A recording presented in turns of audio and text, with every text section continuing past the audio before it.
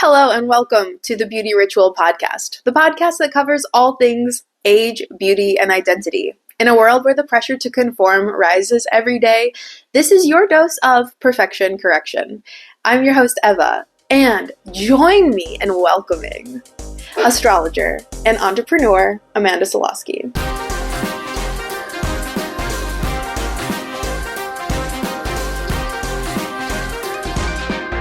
Thank you. How are you? I'm doing amazing. How about yourself? Welcome to the suite. I'm feeling great. I'm feeling the dust from the New York subway from this week. Okay. But I'm really excited to talk to you because this is the pièce de résistance, the tea, what we're about to get into. Okay, let's do it. You know, before we started recording, I asked, are all Leos like you? And you didn't answer. So okay, let's get it on tape. So as Eva knows, I'm a Leo sun, and I was like, actually, no, not all Leos are like me. There's at least 12 different types of Leos, and that's probably an easy way to splice it up. And that's because there's different house placements in which every single sun can be in. We're getting real deep into astrology real fast, but there's lots of different ways in which one's just sun placement can show up, and it totally changes the way that their personality is. And so, for example, let me give you a little example. Yeah, give it to me. So Leos, by popular culture are known to be like bold, dramatic, right? Like the star of the show, the diva, right? And that's true depending on where their house placement is. So my house is the 12th house, and the 12th house is all about mystery and mysticism and astrology. Which is why I thought you were an Aquarius for exactly a very long time. Right. Yeah, because there's a different tonality to the way that I show up, right? Even the way that I present myself. And so my Leo is actually not wanting to be the one that's center stage, middle of the spotlight. I'm actually much more comfortable in being back of house, being someone that's actually controlling the show or the director, but not the actual actress on stage. So I have to take it back to what my first foray into horoscopes and Zodiac was. And it was in hair. My first boss, my mentor, when he hired me, he asked what my sign was. And I was like, I don't know. Why do you care? Right? And it was coming from Michigan into California culture. I didn't realize that for a lot of people, the Zodiac was an icebreaker. And so he told me, you need to learn the Zodiac because, first of all, it's fun. You'll learn things about people. It's an icebreaker. It's easy. But he's like, there's a little bit of truth sprinkled in there too. So as resistant as I was in the beginning, because in a place like Michigan, that's a little bit more conservative and just not into that as trendy kind of speakeasy type of thing as it is in California, I didn't take to it very quickly. But over time, I was like, all right, first of all, it's fun. I'm having fun with it. And second of all, I'm kind of seeing the personalities take shape, right? And, fast forwarding up to today, if anyone has been on Astrology TikTok, I mean, you are, inundated with this level, the kind of level that you're talking about of astrology, which is terrifying. I bet. I asked you such a simple question, and then you're like, wait, there are 12. And I'm like, how do you know, though? That's so scary. Why is this a math class? Well, I mean, it kind of makes sense. And one, I love that, you're just bringing up the point that, astrology is kind of part of our society, right? People just talk about it sometimes, to shallow depths to even deep depths, right? But, I think everyone at least kind of knows what their sun sign is because they know what their birth month is roughly, right? And they're like, oh, I'm a Leo, I'm a Virgo, I'm a whatever, right? From certain generations. Yeah, at from this certain point, generations. Yeah, it's for sure. cultural. Right? It's cultural, right? And so that's awesome, right? Because it is an icebreaker. And it does give someone at least something to play with. And I think play here is the right word, right? I think that some people can just be like, oh, this is a fun thing to just play around with and to explore, if it feels true for me. And other people go super deep to see how they can actually utilize it for one, we'll talk about this, like their style, their beauty, the way they represent themselves, how authentic they are being to themselves. Some people even go to like, what's my soul's journey? What did I come here to do? Right? And like look at astrology through that lens. And so it's a really wide spectrum that a lot of people can play with, but it's also, like you're saying, a great icebreaker. So that you just got very quickly to why I even brought you on, because I have a really wide range of ages that come and sit in my chair, which is what inspires me to be curious about all the things that we talk about here on the podcast. But when it comes to the younger people, the bringing in astrology in the way that they have, it's mind-boggling to me, because I've had people come sit in my chair and ask me to give them a haircut based off of part of their zodiac. Like, can you cut my hair like my sun sign? And I was like, what? Stopped in my tracks. Had to go down a rabbit hole on TikTok, and I'm still confused. Mm-hmm. Have now created a whole podcast episode that you are the star of to help me. Like, what does that mean? Mm-hmm. Okay, so you actually brought this up to me because this is a part of astrology that I wasn't even aware of, right? But I love that you brought it to me, because I then dove deep to be like, what are people wanting to know here? Why are they using their astrology for what they're looking like, right? Like that was a way of using astrology that I hadn't really been familiar with my clients, right? Yeah. So what's cool about it is if they say something like, hey, give me the haircut like my star sign or my moon, or I want to look like my Venus, right? Like what's the best colors, Eva, for me to, accentuate that I'm a Venus and Aquarius, whatever they're saying to you, right? What's cool is that that client already resonates with using astrology like this. They're playing with it, right? Like, so it's almost like you can imagine someone bringing out like an easel of a bunch of colors, right? And each one of those different colors kind of represents, or like tonalities, or, whatever, right? You're really the colorist here. Yeah, but you're cooling my nervous system down, because when this question was brought to me, I'm like, what? I don't even have a reference for it. Right. So continue. Yeah. So it's like, you have to look at it in terms of like, hey, they're looking to play with something that feels more personal, because instead, like you opened up being like, hey, there is a huge pressure to conform here in the society. Right? Well, what's cool about astrology and using your astrology signs to be able to do this is it's personal to you. So now they're actually looking for something that's unique to them, right? Like they're like, my sun's in Leo and my moon's in Virgo and my rising's Aquarius. Mm-hmm. Let's do something with that. Now you're choosing different, let's say, colors, right? Or palettes, and you're mixing them together. Mm-hmm. So it's probably interesting that you already innately do this, because you look at someone and you're not actually just looking at just their their features. Yeah. You're also reading into their energy, right? And so someone coming to you and sitting in your chair is like now wanting to put kind of like words to, hey, I'm a Virgo rising, right? And so you could go deep in that, but you probably already innately are choosing looks, styles, coloration that matches their energy, because the thing about this is they're actually already embodying their astrology. You can't actually help yourself from doing this. Like you are already your chart. And so you're really just helping frame it for them of being like, okay, you want to go more in the direction of X, Y, and Z. Let's go play with that. And let's do it for a season. Let's do it for the year. And then whenever they feel like doing something else, you're going to change. Right. Yeah. So how do you actually translate the physicality of like the idea? Because that's where, for me, we all relate to different cues. Like it was interesting. I had this actress client who said, she's like, I need to hear the weirdest things to like get a photo right. Right? Like some people need to hear like, oh, you look gorgeous. And like she's like, I need to be like, you're a unicorn. Like she needs to hear like weird things. Right? Uh-huh. So when it comes to like the astrology and translating it. Totally. Right? Yeah. When someone's like, I want a haircut that's based off my Lilith, which is, it can be any sign, right? Like an Aquarius. Totally. I'm lost in terms of like, what mood is that? I have no idea what's like some of the zodiac moods can be. Because to me, they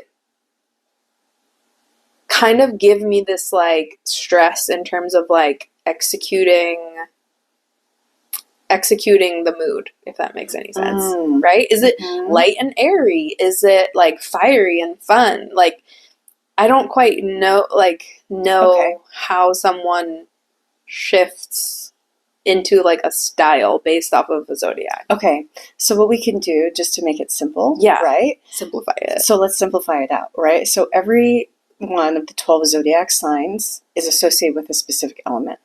So then you could just break it down at least high level. Like, okay, they're telling me that they want to look like their rising sign, and their rising sign's Leo. Let's just use that one. Okay. Leo's a fire sign. So you're like, okay, I already know I'm within the fire element, right? And so now it's like, what does fire represent? It could be bold, it could be dramatic, it could be blunt, it could be rebellious, it could be, right? Like, what are the words or the tonalities that represent fire in a sense? That's right? good for even someone looking into their own chart to know. Totally. Because if yes. someone is like me, like a stylist, and it's not out of my wheelhouse, and you're trying to translate this to someone else, you kind of need to know that for yourself. Yeah, and it's actually one of the easiest way of looking at astrology is just the elements, right? Because we all know the elements, right? And we already know the like words or the tonalities of those, right? Like we know that water is more emotional, it's more flowy, it's more about balance. It's, you know what I mean? There's a different quantitative feeling to that element versus something else, right? Yeah. And so let's just start there, right? And so you could break it down just in terms of, okay, what's the element that we're working with first here, right? And then you can break it down even more in terms of what that is. Or what you can do is be like, okay, we're working within fire, right? And you can be like, okay, I know something about Leos. What is it that I just off the top of my head know about Leos, right? And then you would come up with those keywords, right? And it's like, okay, if we were to embody those keywords, because really what this is about then is about physically on the outside embodying these qualities. Right. They're already innately embodying these qualities inside themselves, emotionally, spiritually, and otherwise. Really what they're asking you to do is like, help me accentuate this on the outside, right? Which is honestly why I love beauty. Yeah. Because that to me is the whole point in general, is embodying what's on the inside, on the outside. Yeah. Like, to me, there's no other point. I agree with you. Unless you're dressing up, and then fine. But that's what's so cool too, is like Costuming. You can play with it. Yes, if it's costuming, right? And then as long as someone I think is consciously choosing, I want to look like this. Right? Versus like, oh, this is just what's happening out there and I'm just conforming. Right? I think it's great for people to step in and be like, I want to do this in these different ways. And if they're using astrology to do that, it's great. When I first heard about this, you told me, or like when you told me about this, I kind of laughed. I was like, this is silly. Like, why would one use this? And then I took a step back and I was like, actually, using astrology in this way is super empowering because it is your personal birth chart. It is your personal placements. And if it's something that resonates for you, hell yeah, go do it. Like, utilize this. And I told you this off, but I'll say it again. Like, the people that this resonates for, it's because their astrology resonates for this. Like, they are people that are, their placements, their signs, their planets are just people that are more into beauty and the physicality of things and embodying things and playing and the drama or the, the societal, like, appeal of it or the attention. Like, they're literally built for it. There are going to be a lot of clients that are never going to ask you about this, that are never going to know about it because it's literally just not in their makeup. So they're not going to attract this into their TikTok feed or in their conversations. And even if it gets brought up for them, it's like, that's not a match. It's just not a match. And it's because they're driving their beauty standards and their beauty aesthetic and their choices from just something else completely, which is cool. It is cool. I find that the people who do, because I don't know it from the astrology side, but I know it from just my human experience side. People who are really into it tend to be like sensualists. They tend to like love food. They tend to like create loving, making a picture. And there's like that feeling and that like tactileness to how they go about life. Like they're mood boarding things, right? So to me, like, when I say sensualist, it's like they are kind of like feeling everything and wanting to describe it in minute detail. Like, if you say, like, I had toast for breakfast, it's very different from someone being like, the butter was spread so thinly, but it it sank into the bread just enough, right? When someone takes that much time to really like experience something, they're very in their like sensuality, the sense of life. And I find that people who have brought up like the TikToking and things like that are those kind of people. That's cool. It's kind of interesting. Yeah. It's an interesting personality, and a lot of them are younger people, and maybe if they weren't exposed to social media, they would find other means of creating that reference and that mood board. But I think because of how popular astrology is on TikTok, a lot more people are gravitating towards it. Yeah. But all that being said, can you tell me about Lilith? Because what the fuck is Lilith? Okay, so yeah, you brought it up earlier of like, oh, like help me dress like my Lilith. So Lilith is going to be a part of astrology that the majority of society is only just now starting to pay attention to, if they're even into astrology. Right. Okay. So I have to say, this is more fringe, just so you know. Oh, it has to be important, but it's more fringe because you've probably only started hearing about it recently, whereas you're like, my sun sign I've been hearing for the last 3 years. So. I only know about it is because when I had someone ask me about does like cut my hair like my son, I was like, what? I jump on TikTok. In that dark hole of TikTok, they're talking all about Lilith, like makeup based on your Lilith, hair based on your Lilith. Forget about your sun sign, Lilith. Yeah. Who is she? Okay, so Lilith. What's her story? So Lilith, right, is like a planet pre-Adam and Eve in terms of mythology, right? She was the original first woman, right? And according to mythology, okay, right, like she it was like Lilith and Adam were the original, right? But Lilith, like when she and Adam were going to be intimate, like he was like, hey, lay under me. And she was like, no, I don't want to do that. That's not my desire to lay under you. I'm not going to do that. Okay. But he took that and God took that, according to mythology, right? And the story as like disobedience, right? Because she didn't just listen to him. Because she was actually like, a sovereign, autonomous woman that was like, no, like that's not for my pleasure. I want to do my pleasure. I still want to do it with you, but like, let's meet here in the middle. Right. And so because of that, she basically gets banished. Right. Okay. And so she's considered by many as like the original feminine goddess that society at large has kind of shunned, put in the shadows, and then demonized. So in a lot of culture and a lot of like popular culture, Lilith is considered like the evil one. Like there are stories like she was a vampire, she's a blood-sucking demon, she's all of these other things, and it's because they've taken the feminine aspect of sovereignty or sovereignty within a feminine being and demonized it and put it into the shadows. The reason why I bring that up is it's kind of important for like just the larger discourse of like, patriarchy going toxic and just these other things that are going on like the larger scale. And I think that that's one of the reasons why you start hearing Lilith arise more and more in pop culture and in astrology, because there's an asteroid called, I believe she's an asteroid, or she's basically a mathematical part that astrologers calculate within a chart. And that part of a chart is what will represent for people what their shadow is, what they have put into the corner, what they have suppressed, what they are not allowing themselves to be. Right? Or what society has told them they cannot be, right? And so every single one of us has in our chart a placement of Lilith. What does that look like for someone? So that could be many different things, right? It could be depending on the placement, right? I'm like, what's mine? I don't know. I'd have to pull up in your chart. I'm not telling you guys, okay? But it's going to be a part of your psychology, right? So you could probably answer it for yourself, and a lot of things are going to come up. Like, what are all the things that you feel like you can't be, can't show, can't express, because you'll be demonized, you'll be shunned, you'll be exiled, you'll be replaced by someone else. These are all the things that happened to her in the story, right? And so societally, we have this in our mentality. That's why mythology is so strong, because it teaches us things through story. Right? But this is also part of that's interesting ourselves. Because two parts of that come up for me. Like, I wonder what my chart would say, but for me, it's in part one, I would say, like, I wouldn't want people to know that I'm super open to ideas, but I also wouldn't want people to know that I'm very traditional and that, like, those things coexist for me. Yeah.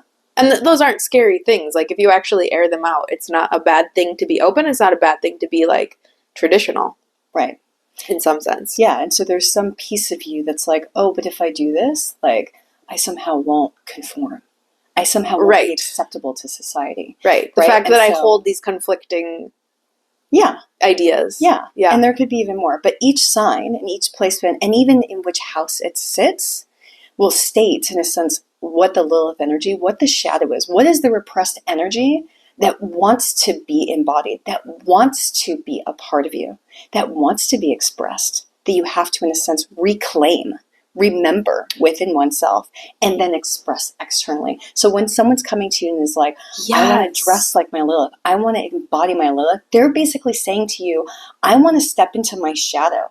I want to bring lightness to what people would consider my darkness, or what I've even had dark, consciously or unconsciously. Many people don't understand or know what their Lilith is or what their shadows are. Right. And that's kind of by design, because guess what? It's in your shadow. For many people, it's a blind spot. But once you start recognizing what these things are, then it's really good to start to embody them, to start healing them, in a sense, by embodying, expressing, showing them. And so that's what they're really wanting to do, is it's like almost like a physical expression of shadow work. Meaning, if no one knows that term, like taking one's shadows and instead of keeping them in a closed drawer, locked in a closet somewhere, like kind of pulling that costume out. Or it's not even costume, it's like a truer self of yours, and actually donning it and going out the door and putting it on. That is so exciting to me. Mm-hmm. Hearing you open that idea up, that's way more exciting than a sun sign to me. Yeah. I'm like, that is kind of sexy. Yeah, it is. And that's going to resonate for certain people, depending on what their zodiac is, and even during different parts of their life. Like, it's not, like, I would say to anyone listening to this, like, whatever it is that you're experiencing, whatever it is that you're questioning or going through, is by design. Like, you're exactly where you're meant to be, right on time. Right? And so if people are like, I'm not interested in Lilith at all, cool. Don't be. You don't need to be. Don't worry about it. Maybe there will come a season in your life where, like, you are. Right? And then for others, they're like, even just based on this conversation, they're going to be like, oh, wow, that's interesting. Right? Like, trust that. Trust yourself within that. And yeah, I agree. I think that doing something with the Lilith energy is really interesting, and can be more interesting for people that are wanting to play with it than just, hey, I want to dress or do my beauty or my makeup or my hair based on my rising or my sun or my moon or my Venus, right? Mm-hmm. Because those are all more easily accessible parts of our psyche, right? That we're wanting to express. Whereas, like, the shadowy parts, the hidden parts, the taboo parts of ourselves, like, that takes work. And that's the other thing I would add to this is, like, you can dress like your Lilith, but unless you're willing to do the work to actually embody those energies, it might be too much. It's just a costume. Right. And, like, maybe you can fake it till you make it. I'm not going to judge that. Like, do it, put it on there, but then at least have some sort of, like, intention of being like, I want to feel and be, like, authentic in what I'm presenting, because it is me. You could really intimidate yourself very easily by stepping into a shadow part of yourself that you're not ready to explore. Because if you are someone who innately has, like, this hidden sexy side, let's say, right? And you've always been the good girl because your whole, like, environment, or even, you know, like, the, like, good boy. It could be, you know, a boy too. Any expression. But let's say you have this, like, hidden part of yourself that is like, I'm actually a very sexy person, right? If you're not ready to put on that full expression, whether it's the way you cut your hair, the way you dress, or even the way you walk and talk, I think you would terrify yourself. Yeah. To the point where you're just like, oh my God, like, slick this hair back. Because I've seen it. I've seen people, like, get the most gorgeous, like, hair and makeup done, let's say.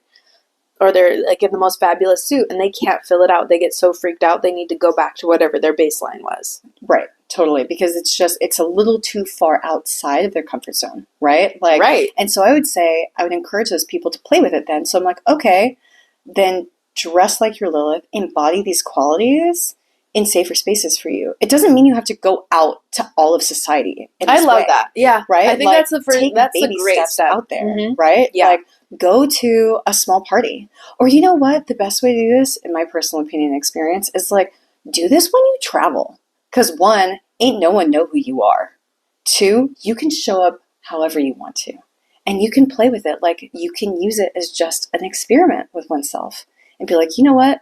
I'm going to talk to this person embodying more of my Lilith qualities, or I'm going to dress, and I'm going to dress in a different way. I'm going to do my hair and makeup in a different way, or I'm going to don a different suit, because energetically it's the experience as well. It's not just what it looks like, because we've all seen someone that is trying to look a certain way but energetically cannot back it up. Sure. Right? And so it's really like the energy that you want to embody with the physical look on top of it is like, girl, you have the credit card but zero funds. Exactly. Zero funds, my girl. Yeah. So you want to energetically still hold that resonance of whatever that is for you, and go play with it. And do that in places where the risk is lower for you. You feel safer doing it. Maybe that's when you travel. Maybe it's only with private parties. Maybe it's only with like your friends at first, or like your girlfriend, friends that you're comfortable with.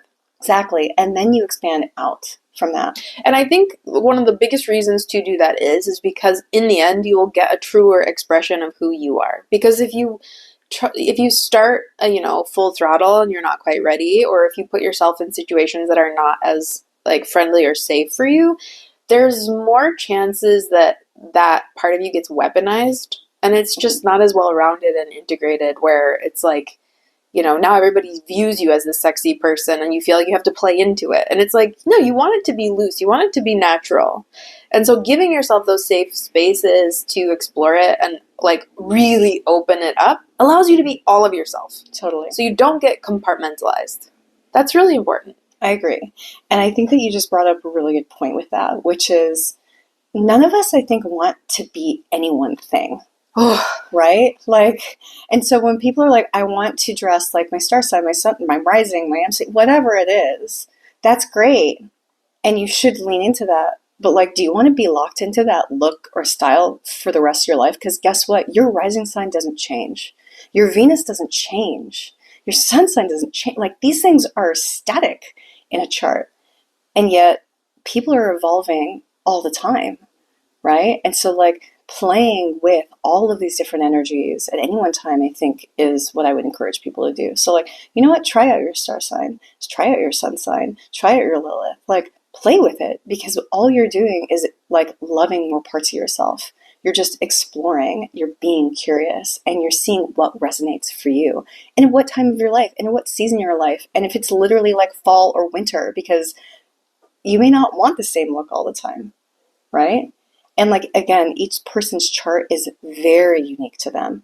And so the thing that I did notice about like the TikTok videos and otherwise is that they can be very prescriptive, right? Where they're like, go to this app, put it in, and like, it's going to tell you exactly what to do, right? And like, all you're doing then is you're taking something that seems personal, but then you're taking someone else's view. So just be mindful that like, use that as a guideline, but it's just a guideline. Like, people have to feel into like what feels good, because social media is always selling. Exactly. And that's the real thing behind, as normalized as it's become. You really have to recognize that this is a sale. They're selling you something, and as much as we want everything to be like creative and free and this and that, people are trying to make money off of these apps. Mm-hmm. Yeah, they are. And beauty is a huge moneymaker. Yeah. And especially, I would say, like, it's how one looks and how one believes one is perceived based on our looks, right, is a very vulnerable part. And so it's very easy for companies, marketers, TikTokers, influencers to take advantage of that with people, which is why I'm like, just be aware that, like, guess what? You're a full human being. You are the entire spectrum of the Zodiac at the end of the day. You are a completely unique individual, and at the end of the day, your fucking opinion matters. Right. Like, how you feel about yourself is what matters. So if it builds your confidence to use these things as a tool, use it as a tool for you. But at the end of the day, it's you. Right. Baby. Like, it's you that people want to see.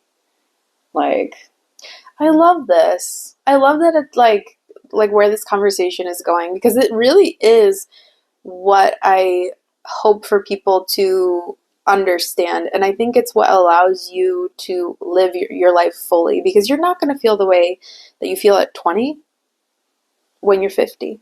Right. And when you get too stuck and conformed to an idea and you're not coming from the inside, and you're really caught up on the outside, you just end up getting really short-sighted. Mm-hmm. And like in a way that is painful to you personally. Yeah. Not to anyone else. It's like a personal like blight upon yourself, unfortunately. Because then you start making decisions like for reasons that you don't even know why you're making the decisions, right? You don't know who you're listening to when you can't listen to yourself. You can't come from that like well. I love that like an astrology conversation has brought us like really to the core of how I hope people learn to operate around beauty, which is coming from that inside, right? Whether you like it, whether you don't like it, you know, you don't have to resist it, and you don't have to like completely lose yourself in it. Yeah. But being true to yourself all along, like whatever that looks like, is really important. Yeah. And I do think that that's where astrology can help some people too, is that, in my opinion, astrology should be used as a way to give people permission slips just to be themselves. And I think the more someone actually learns about their chart, it should illuminate just to them all the ways in which they are unique. And it can help people become more aware of their own internal compass, of what feels good to them. Because it's freaking hard, like being able to navigate the world when there's so much external influence from society and social media and your parents and what something should be, all the things, that it's really hard to be like, wait, is this me that's coming up with this? Right. Is this something I've just inherited? Is this, just because my friends like it? Like, that's difficult, And I don't think astrology is the only tool for that. Again, it's just a tool, right? So, yeah. It's interesting because we have the whole self-expression side that we delved into, but I think even more universal is I have people sit down and be like, listen, I went on this date, and I had someone ask me, what my birth year was, and I felt really weird about, telling them, and like, should I tell them, and it's like, first of all, that's very personal information. Totally right? Personal information. And because we live in this day and age, we know why they're asking for your birthday, girl. They're trying to look up your chart. Yeah. And like everything about you. Yeah. They're trying to look up compatibility. They're trying to look up all kinds of stuff. Literally. Like, it's crazy. And some of the younger people, they're like, oh my God, don't let anyone know your Venus because they'll manipulate you or whatever. I don't know these ins and outs, but I'm like, damn, okay, girl, I'll keep my Venus on lock. But, that's wild that people in the dating scene are so obsessed with knowing all of your information like this. That's deeply personal. You want to know my birth date?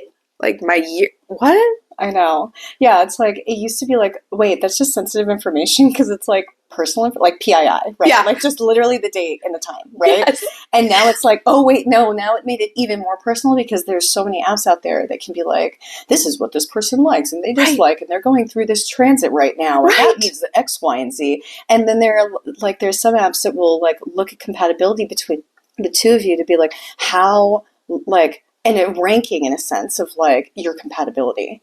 And I think that that's super dangerous. It's fun. I'm not going to lie. I've done it. Right? Okay. I have lots of girlfriends that are like, first date, second date, they're asking the guy like, hey, what's your information? And I've told them, I'm like, hey, this is the problem with doing that. Yeah. One, you're now starting to look at like someone's like on a report. Like you're literally looking at words to describe someone instead of actually just being with the person. Yeah. And just feeling into that person and just enjoying them on that date. It turns into another level of interview. Yes. It's literally like a background check. It's a freaking background check. Yeah. Using astrology. And I'm like, whoa. Like, so personally for me, like I would give people the advice, like, don't give that information and don't ask for that information until you're at least a few dates in. Like really feel out in like a in-person direct way. Like look at them in the eyes, like feel their heart, like pay attention to yourself on these dates. Like don't be thinking like, oh my God, like, do they X, Y, and Z match? Like, how's their Venus, whatever? How can I use this information to like learn more about them? Like, that's manipulative. And it's also short-sighted, like you were saying earlier, about like, what are you really trying to do? Because at the end of the day, you're probably just trying to connect. You're wanting to know, hey, is there something here? And the best and easiest way to do that is just to actually be in the moment with them and feel into that. So I say, like, good rule of thumb, like, don't do that until like fifth date. And if you already feel a type of way, you can just use that information to validate it, either or. Yeah. Like, what is it really going to surprise you? You already are probably coming into that question with a preconceived, I want to be with this person, we are perfect, and you're going to look at the astrology from that way. Or like, you know what, something's off, and now I just need to validate what's off with something. Totally. Instead of trusting your own instinct. Yes, exactly. Like, use it as an external validation of what your intuition and instinct is already telling you, right? So keep that social security card to yourself, babe. Exactly. A little astro card. Don't just give it out. In my opinion. Your astro card. A little astro card. Don't just give it out. I'm obsessed.